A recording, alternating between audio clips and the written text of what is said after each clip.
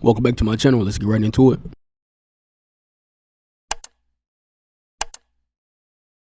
In 1978, a 22-year-old single mother of 2 kids named Yaiko Taguchi was working her usual shift in Tokyo, Japan's cabaret Hollywood. After finishing her shift right at around midnight, Yaiko left the cabaret through the front door and was never seen again. At first, nobody thought that anything serious had happened to Yaiko. In fact, several years later, Yaiko, side note, Yaiko kind of looking like a Japanese baddie, no cap. No cap. and he claims that everyone thought she had quit when she failed to show up. At around that time, there had been rumors going around that several North Korean spies were working undercover in Japan looking to abduct innocent citizens and hold them as hostages back in North Korea. However, this was seen by the Japanese government as nothing more than a conspiracy theory that couldn't possibly be true. Sadly, the missing case of Yaiko went cold, and it wasn't until almost a decade later that a clue to her whereabouts emerged following a disturbing chain of events. In November 1987, as South Korea was preparing to host the Olympics in the capital city of Seoul, a Korean Airlines plane blew up in mid-air as it was flying over the Andaman Sea, taking the lives of 115 innocent people. During the investigation, it was revealed that 2 North Korean agents acting under direct orders from the North Korean government had planted a bomb in an overhead storage compartment before getting off at the first layover in Abu Dhabi.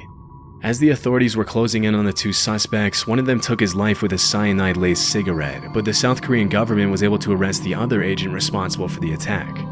During her interrogation, it was revealed that she had been training for that mission for 6 years, and that for 3 of them she had been paired with Yaiko Taguchi, who had taught her how to speak and act like a Japanese woman so she could fly under the radar. As it was later revealed, Yaiko wasn't the only woman who had been kidnapped by the North Korean government. As of today, 17 Japanese citizens have been officially confirmed by the Japanese government as having been abducted by North Korea from 1977 to 1983.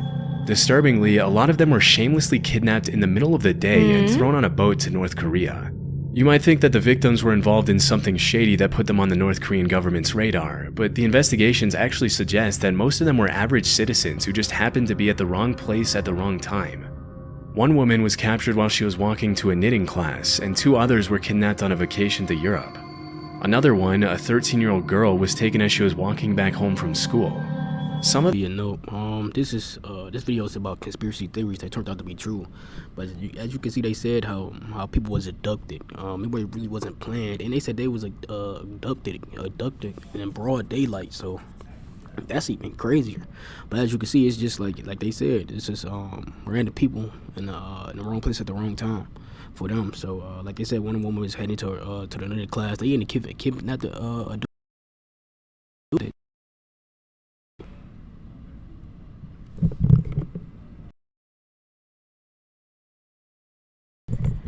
They even kidnapped the bald head dude that you seen. So yeah, man.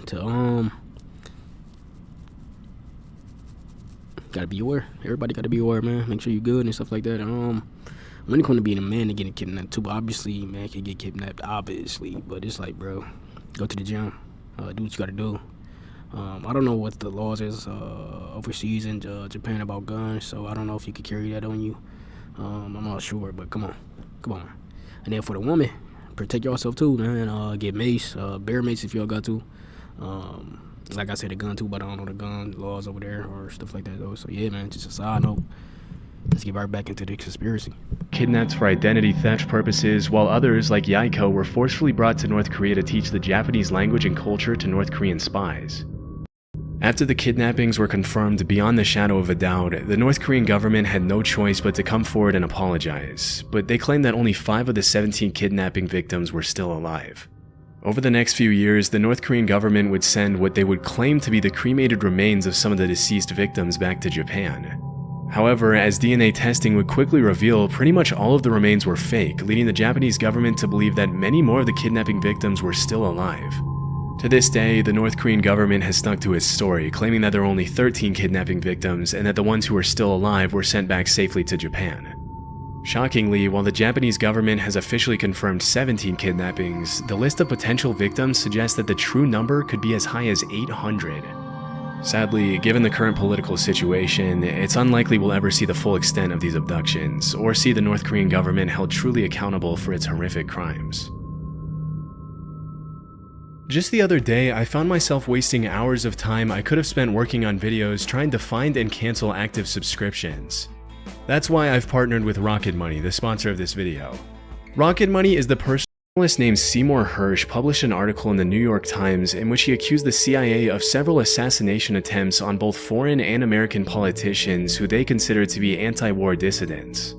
Due to these allegations, the US Senate put the CIA under investigation for alleged covert action abuses, which resulted in the release of 14 reports on major abuses committed by the CIA, FBI, and NSA. The majority of the reports included accusations of crimes such as opening and resealing US citizens' private mail for several years and illegally surveilling Black Power activists. Although these claims are obviously pretty serious, they paled in comparison to one particular accusation, or conspiracy theory, which alleged that the CIA had developed a pistol that could fire a poison dart over 300 feet, take a person's life, and leave absolutely no trace as to the cause of death. As it was later revealed, this theory turned out to be true, and the development of the poison dart gun was just one part of the program called MK Naomi, through which the CIA had sought to develop weapons for biological warfare. In 1975, William Colby, the CIA director at the time, had to testify in front of the committee that was investigating the agency. During questioning, he claimed that the CIA had developed a host of biological weapons as part of a plan to eliminate German leaders during World War II, but that their research had continued until well after the war. He also mentioned that the poison dart gun was almost completely silent on account of the battery that was housed inside the handle, and that it had been specifically designed for the target to feel nothing more than a mosquito bite when the dart struck. Interestingly, the agency had used a specific shellfish toxin to make it impossible for anyone to know what the cause of death was, leading forensic pathologists to believe that the victim had suffered an inexplicable heart attack. It wouldn't help pathologists that the dart was designed to melt inside the body so that it only left a small red mark where it entered the victim. When asked if the heart attack gun, as it was nicknamed, was ever used on anyone, the director alleged that it had only been used for experiments and that there were no records of actual use. As part of the investigation, the CIA had to hand over the gun to the committee, and there are some pretty wild pictures of the committee members analyzing the gun as William Colby answers their questions about it. Normally you'd expect to see something like the heart attack gun in a spy movie, and it's pretty wild to think that if they hadn't put it under investigation, they would have probably gotten away with using it for who knows what purposes. It's also pretty crazy to think that if that's the kind of stuff they were developing back in the 70s, imagine the kind of technology they have their hands on now. Disturbingly, the hearing was the only time the heart attack gun was ever shown publicly, and to this day it remains unclear what happened to it after the investigation. Rogue waves. Sailors often get a reputation for making up stuff they claim to have seen during their time out at sea, and because there's no one there to refute their claims, they sometimes get away with some pretty tall tales. For centuries, sailors all around the world sometimes get away with during their time out at sea. Tech gun was unique. Y'all think they still got some of them floating around? Black market? Somebody still got some of them out in the street somewhere? And like dude said, if they created that back in the that was 70s, 80s, what do they have now? That's crazy. The dart was able to disappear, and I was wondering, was they gonna tell us what the dart was made out of and/or in it? And they said it was a shellfish toxin. So, man, that's interesting. Oh, that's interesting. Let's get back into it. Rogue waves. Sailors often get a reputation for making up stuff they claim to have seen during their time out at sea, and because there's no one there to refute their claims, they sometimes get away with some pretty tall tales. For centuries, sailors all around the world had talked about seeing monster waves on the open sea that would allegedly reach over 100 feet in height. In 1826, a French captain claimed that he had seen a 108-foot tall wave in the Indian Ocean. Even though he had 3 sailors with him who backed up his claims, when he came back to the mainland, he was publicly ridiculed by the scientific community, as it was widely believed that it was impossible for a wave to be higher than 30 feet tall. For a long while after that, dozens of people continued to claim sightings of these monstrous waves in the middle of the ocean, but with no real evidence other than eyewitness testimonies, the existence of these waves fell into the urban legend or conspiracy theory category. In the 80s and early 90s, the Draupner platform was set up in the North Sea off the coast of Norway to extract natural gas. As part of the protocol that was carried out to see if the platform was stable enough to withstand the rough seas, a wave height recorder was installed on the platform. On New Year's Day in 1995, the sensor recorded an 84-foot tall wave, which served as the first real piece of evidence for the existence of rogue waves. After this incident, a lot of people started wondering how many of the sailors from previous centuries had been telling the truth. What's more disturbing than that is that there were probably hundreds of disappeared sailors from all around the world who had come across a rogue wave, also known as a monster wave or a freak wave. But because most people who encountered 100-foot tall rogue waves generally didn't live to tell the tale, their testimony went down into the depths of the ocean with them. Since the Dropner wave of 1995, there's been a growing interest in rogue waves brewing in the scientific community. A few years ago, a professor at the Australian National University had estimated that at any given moment there are 10 rogue waves active in the world's oceans. As of today, a rogue wave is usually defined as a wave that is twice as large as the largest waves that come up in a particular area. And while the root cause of rogue waves continues to be investigated, it's generally accepted that these monster waves appear when two wave crests join together at the exact right time, resulting in a massive wave that can sink even the largest ships and oil rigs. Interestingly, it's also been discovered that rogue waves can take place in large lakes. In 1975, a freighter named the SS Edmund Fitzgerald sank in Lake Superior under some pretty mysterious circumstances, with a lot of people in the scientific community coming up with all kinds of hypotheses to explain the incident. It wasn't until several years later that the scientists started theorizing that the vessel could have fallen prey to a set of 3 consecutive killer rogue waves. A phenomenon referred to as the Three Sisters, in which the first wave destabilizes the ship, the second wave hits the ship's deck before it can stabilize again, and the third wave overloads the ship with more water than it can take on. If this were true, it could also provide an explanation for the mysterious sinking of other large ships in oceans around the world over the past few centuries, but this might be a bit more difficult to prove. Interesting question. How many ships do y'all think came past some of them waves, man? What they said, 80-foot waves, 100-foot waves? Crazy. Poisonous alcohol. In January 1920, the 18th Amendment to the U.S. Constitution was successfully ratified, triggering a 13-year period known as Prohibition, during which the production, sale, and transportation of alcohol was made illegal. During this period, the government enforced some pretty strict measures to prevent bootlegging of alcohol, which made the alcohol black market flourish like crazy. It was pretty much a playground for the mafia, in which the government would raid one bar and another one would crop up in just a few days' time. While all of this was happening, there were some pretty messed up rumors floating around that the US government was taking extreme measures to make sure people weren't consuming alcohol. These included allegations that the government was intentionally poisoning alcohol to make people who consumed it sick.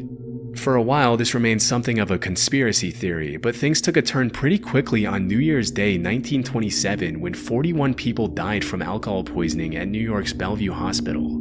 Disturbingly, the autopsies revealed that a lot of the victims had been drinking industrial methanol, otherwise known as wood alcohol, which can be fatal even at low doses. It turns out that the government had forced companies to denature industrial alcohol to make it undrinkable since 1906, which was far before Prohibition.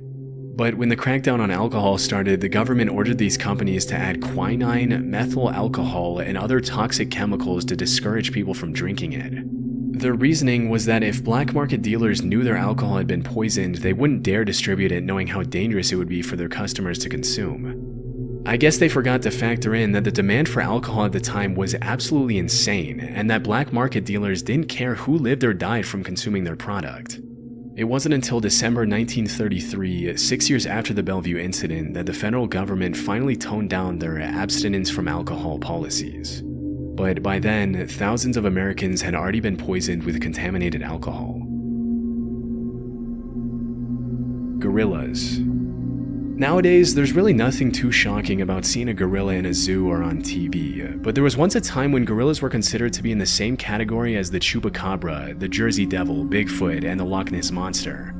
I was able to find that up until a couple of centuries ago, gorillas were considered cryptids, which are animals that are believed by some to exist somewhere in the wild, but whose existence has never been proven.